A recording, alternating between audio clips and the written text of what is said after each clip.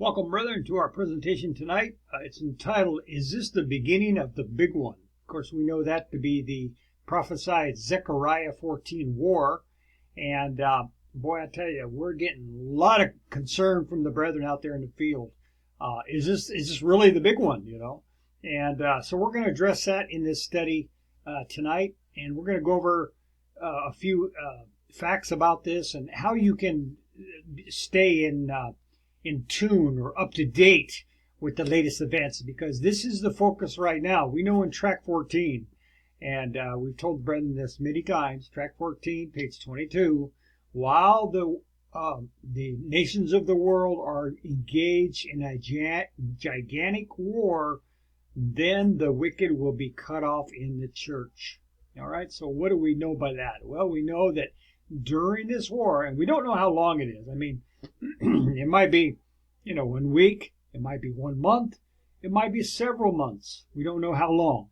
However, during that period, when the bombs start flying, all nations start getting involved, there will be what's called the Ezekiel 9 SDA church purification. So that is what we've been warning the brethren for years now. Okay, since we started this channel, and our other channel, Rob P., is in my other YouTube channel, that we have just sent message after message, video after video, talking about all these things.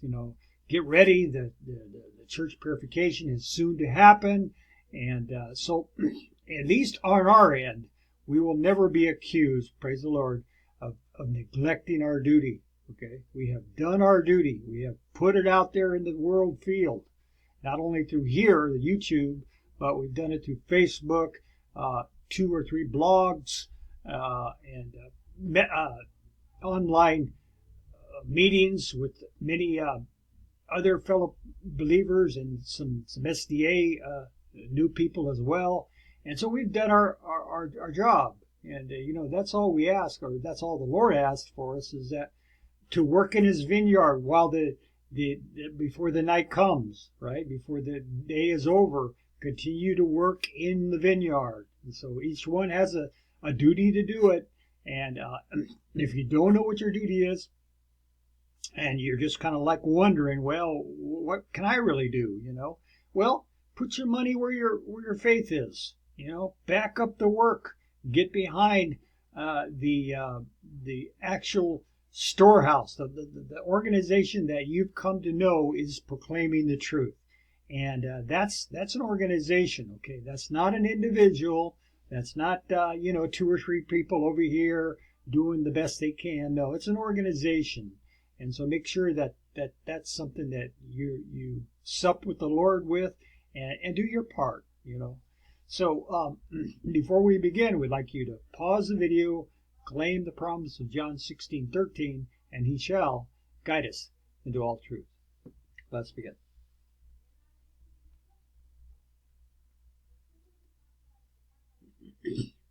All right, so the questions in this study are, is this the beginning of the big one, Zechariah 14 in the Middle East?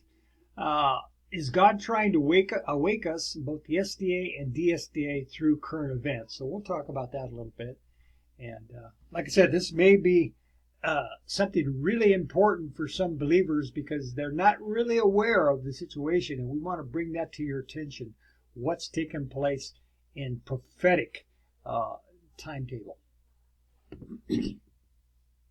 All right, so some of you may ask, well, what is this Zechariah 14 war? What's that about? Well, in verse 1 and 2 we read, Behold, the day of the Lord is coming, your spoil will be divided in your midst, for I will gather all the nations to battle against Jerusalem.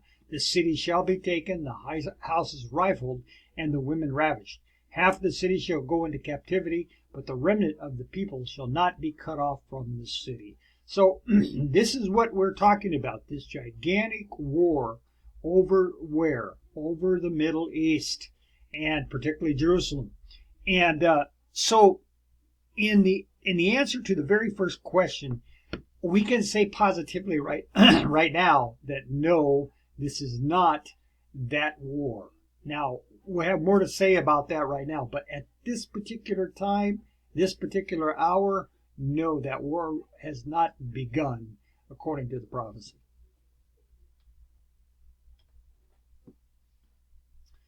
All right, we have an interesting quote, and that's Prophet and Kings, page 537. The present time is a time of overwhelming interest to all living. Amen to that.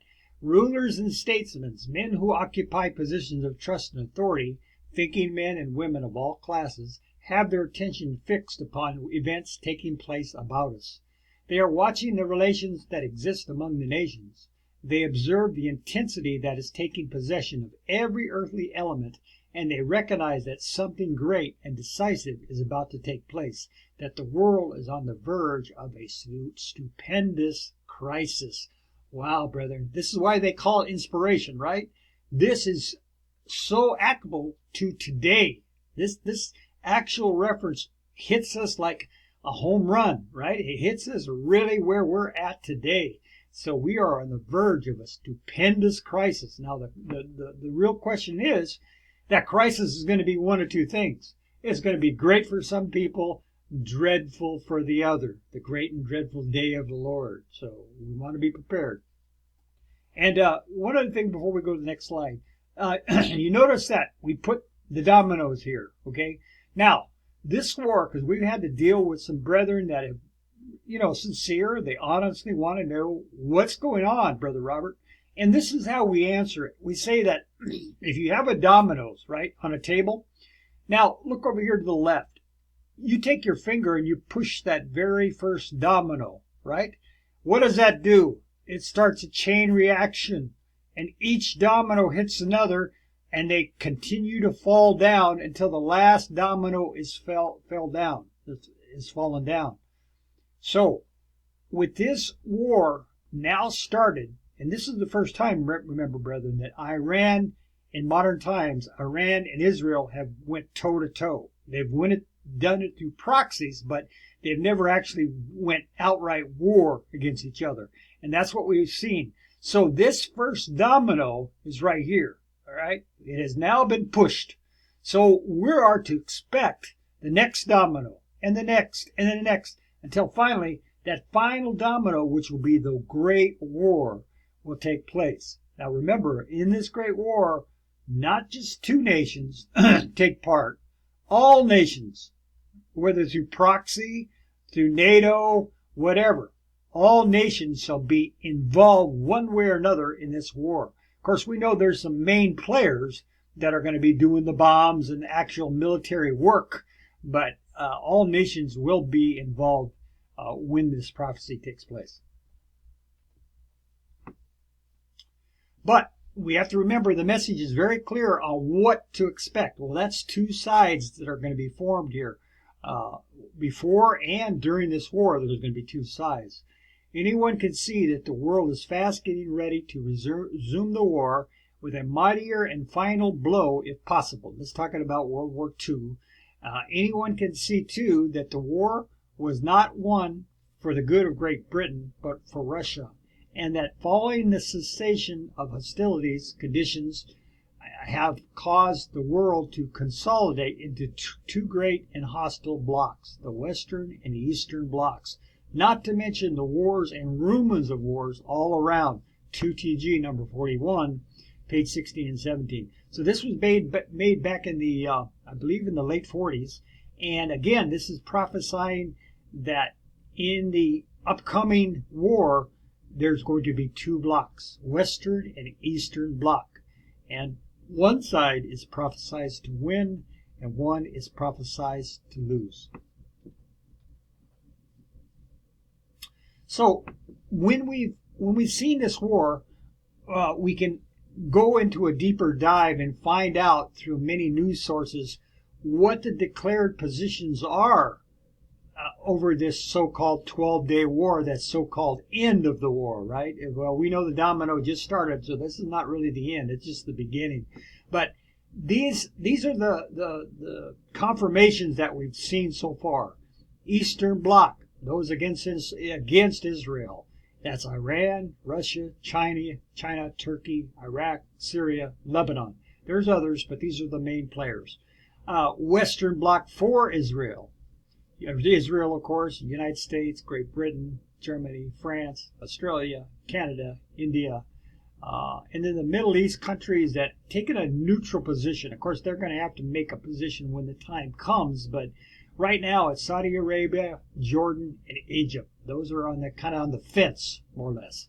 But we can definitely see, brethren, the Eastern and Western Bloc have been set up predominantly with those nations. Now, we don't have the presentation here, but you can review our channel. We go into the gigantic war on other videos. But the prophecy is, and this is going to be a shocker to some, that the Eastern Bloc will win this war, brethren. They're going to be victorious. And that's going to cause a ripple effect around the whole world. And it's going to ultimately bring in the mark of the beast, the Sunday law system. But again, that's a total different study. But that's what inspiration predicts. All right, so now that being the case, these events are what's called a wake-up call. Now, that's for two particular groups, the SDA Church and also for present truth believers. Now, we know from the studying the message that when you become a Seventh-day Adventist, you are called, according to Scripture, chapter 3, Laodicean. But those that continue to study and continue to want to know more of the truth and want to, walk up that stair step of truth higher and higher, gaining more knowledge, they become what's known as present truth believers. All right, they're not sitting on their laurels. They're not sitting thinking they're rich and increased with goods. No, they want to continue to learn because they know that the knowledge is closer to God. The more knowledge you get, the closer you get in the prophecies, in the scriptures, all these things. You become more closer with God as you learn more of His Word. Now, the SDA Church has a wake-up call, like we said, and we're going through the references in the message, and we found these two to be applicable specifically for this time, the wake-up call. Now, for the SDA Church, we found in 2TG 44, page 44, the signs of the kingdom, you see, are even more important for one to observe than are the signs of Christ's coming. If one should miss the signs of the kingdom, then the knowledge and the signs of Christ's coming would profit nothing. For all such will be frightened at his appearing, and say to the mountains and rocks, Fall on us, hide on us from the face of that sitteth on the throne, from the wrath of the Lamb. For the great day of his wrath is come, and who shall be able to stand? Revelation 6, 16, and 17. Now, to get a little further on why this is a wake-up call in this reference, is that many SDA, and particularly the leaders, know about the final message of Elijah, the shepherd's rod. But many, almost all, have denied it. They have accused it of being false. They've accused it as being a scare tactic. In other words, you're trying to scare the members. Stay away. Your message is not from God. It's a false message. You falsely prophesied things. All these accusations the leaders have done against us present truth believers. But they also know that we have told them time and time again the church purification is coming, Ezekiel 9, and that the gigantic war is coming. So when this war begins, this is the time where they're going to be fearful, and because many of them are going to remember the message of the rod, the Elijah message, and they're going to say to the rocks and mountains, which is basically, we tell this to the brethren all the time. This is a metaphor for the current houses today, right? Because we have rocks as part of our houses. The sheetrock. When you're inside a house, you have rocks all around you. All right? That is sheetrock. So you're living underneath a rock. Sheetrock is holding you up in many cases. The cement, the sheetrock, the drywall, so forth. So in their homes, they're going to say, Fall on us. Let us be safe in this home. Keep us from the wrath of God. Right? they're going to be fearful, brethren. And so we don't want that to happen to any of our brethren, any of the SDA, the leaders, the members. You need to know this message. This is a wake-up call. Get ready. That domino has been pushed. It's starting to come down into that great war. Now, we're going to go into the other one, which is present truth believers. Yes, this is a wake-up call for them too. Now, how do we know that? Well, we can get light from 2TG 46, page 43 to 44. Moreover, as sure as the devil lives, he will employ every possible agency to either add to God's truth or to subtract from it, aggravating and disheartening, especially capitalizing on the misfortunes and afflictions of the saints to thus secure their downfall if possible. Principally, he will depend upon two of the most powerful and successful agencies, extremism, one pushing to the right and another to the left.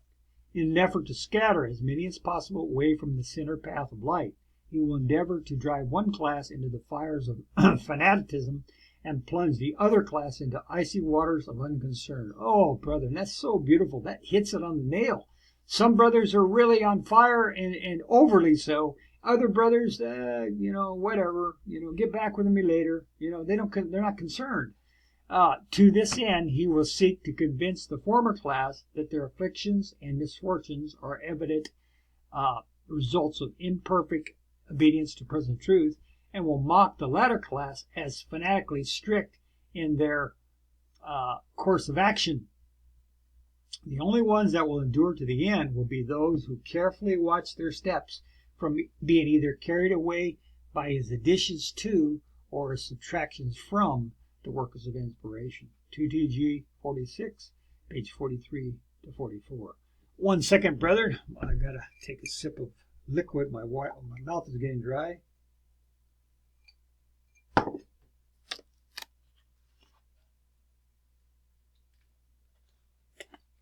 Okay, thank you.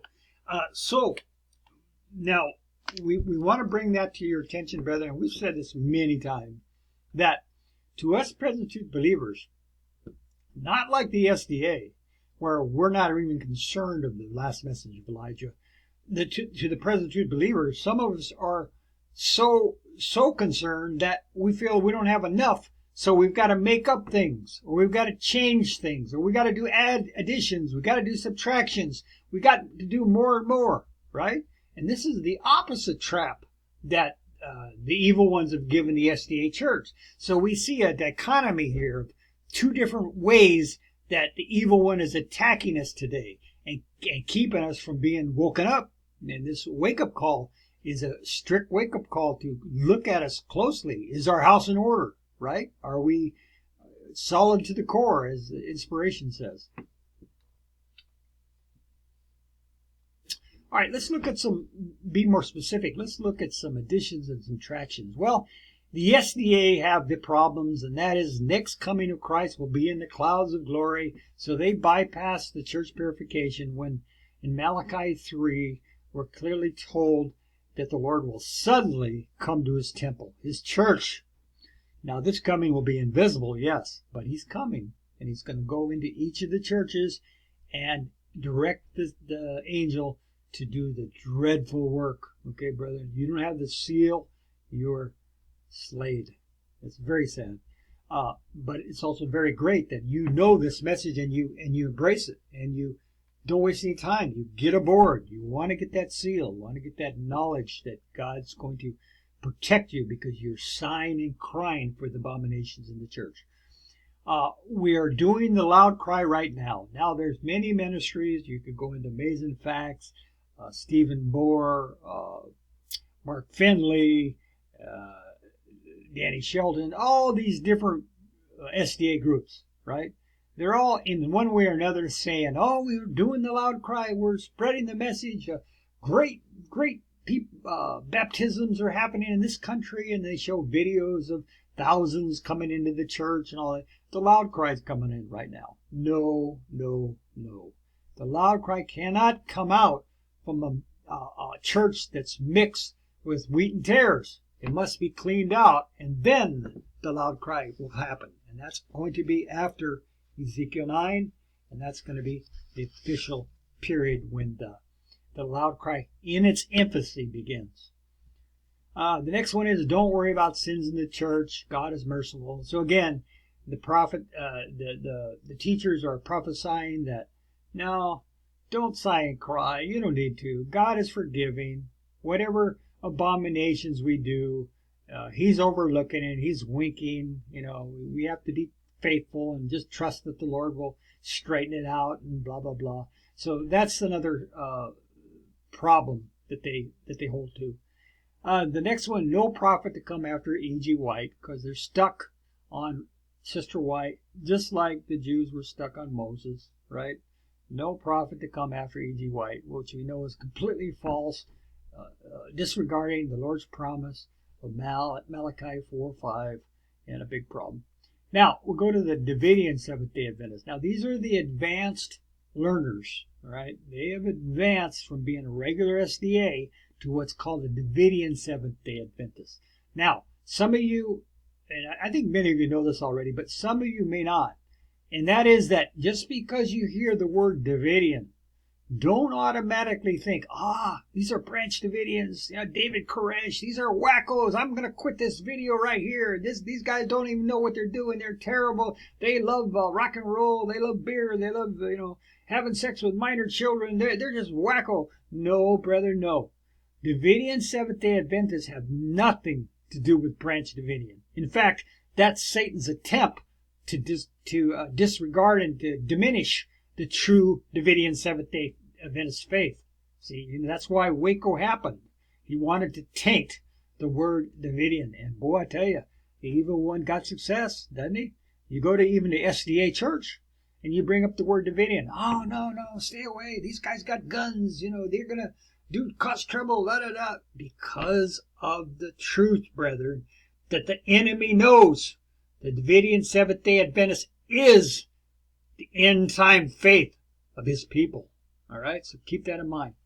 Now, so our problem with Davidian Seventh-day Adventists, and this is the listing of additions and subtractions, is that the tenets of our faith, the fundamental beliefs, are just guidelines and not timeline of events in their order. They are not, I meant to put they are not tenets or important pillars. So that's a terrible teaching. And believe it or not, brethren, you got brethren from Waco, you got brethren from Mountaindale, you got this new ministry, Autumn Leaves Ministry, you've got Bashan, Salem. Many of our other brethren are falling for this exact thing. The timeline of events in the fundamental beliefs. You read it, but you really got to go deeper. You got to go into this reference over here and that reference, and then you can see the real order. So just kind of look at that and just, wipe it under the rug a little bit, and you'll be okay. No, brethren, it's a trick by the arch enemy, and the sooner those mistaken brethren wake up, the better it is for them. I'm telling you. Another prophet to come before Ezekiel 9. Of course, we have that from Wave Sheaf Ministries. They are promoter, specifically their leader, Lennox Sam. Oh, Brother Hadaf was not translated. Therefore, it must be some other person. You better start looking around because he needs to be on this earth right now. Da da da. It's false, brethren. This is a serious trick, and it's sad, but many of our dear brethren in other parts of the country, particularly Africa, have fallen for this guy's tricks. It's very sad. And the last one, God has abandoned organized work. Each is to do what they think best in the proclamation of the message. Okay? Very sad, brethren. Look at the history. Spirit prophecy says, if we have nothing to fear unless we forget how God has led us in the past. So go back, study the history. We've got videos that'll help you. Davidian history is one of them. And end time events and so forth, storehouse, all that stuff. Just check those videos out on our channel. You know that since 1844, you know the history. You know that God is never led by individual, independent people over here, over there, over there. Okay, all you independents, just kind of come to me when you need me, but, just do your own thing. Don't worry about organizing. No, brethren. It's not the way he's led us in the past. And to think he's all of a sudden changed since the death of the prophet to go into this kind of mode of operation, that's private thinking, private interpretation, private ideas, theories. All right? It's not the way. He has organized work. And if you follow the chart, which we know is the Ezekiel 48 roadmap, you will find, 47, 48 roadmap, you will find that he has led beautifully along the way. Yes, there's been problems, but he has led through organized work. All right, so we're going to close it out here, brethren, with some update information about this war. Now, because we know the war is so important, it must be our focus right now. Because remember now, in the whole message, we have to remember that this is the next thing to happen. Not this stupid Waco, Mountaindale, Bashan, Salem idea that, oh, the 144,000 are going to be sealed any time now. Then we're going to be called before the council and have to answer for our faith. And then Ezekiel 9 will happen. And then the war, all this crazy, crazy timelines. Private interpretation, brethren. So to know that the truth of the matter is that the next event is the world war, Zechariah 14, and the church purification. They're going to happen in that same period of time. And therefore, if we keep an eye on the Middle East events, check these YouTube sites out. They are real news. All right, and it's amazing because these guys, as far as we know, are not religious. They're not from any SDA background. They don't have any, higher learning on education for religion, but they are telling the truth about really what's happening in the Middle East and how Israel is most likely going to become the loser. Isn't that amazing? All these sites here know that, and they're proclaiming it from that angle. So this is why I say, if you want to follow these on YouTube, you will have truth and inside information about the goings on and keep abreast of the Middle East situation. So Colonel Doug McGregor, he was a former high officer in the armed forces. Larry C. Johnson, very smart guy, former CIA analyst. Wyon, it's a Indian station, I believe. Hindustan, another Indian station. Janta Ka, reporter, another Indian station. The Indian people seem to really have a pulse on what's happening here. Professor John Mearsheimer, well in knowledge in the Middle East situation. Scott Ritter, former United States Marine Corps intelligence officer, very good too. So, brethren, mark these down, pay attention to them, and if you want more inside information, go to them, and you will get, unlike ABC, NBC, CNN, Fox, all of those are globalist news. They have an agenda. They're bringing them from Israel's the greatest. Israel's going to win. Look what Israel did today. They've got Iran on the run. That's a whole narrative. All right? So stay away from that station. They are on the losing side of the proposition, as it says. So anyway, brethren, we hope you've been blessed, and we've given you quite a lot of information. This Middle East war has brought a lot of people that were on the sidelines. We had the Sabbath studies, and we had a pretty good sized crowd last Sabbath because, like I said, this is attracting a lot of attention. It's funny how the seriousness of these things happen. It happened in COVID. It happened a lot of times where serious earthly matters, world news, will cause people to get religious all of a sudden, right? They want to know, I need to know what's going on. Maybe God is doing something, and I better find out. But that shouldn't be. We should be always involved in the Word, always involved in the message, So, again, thank you for joining, and until next time, may the Lord continue to guide you into all truth. Amen.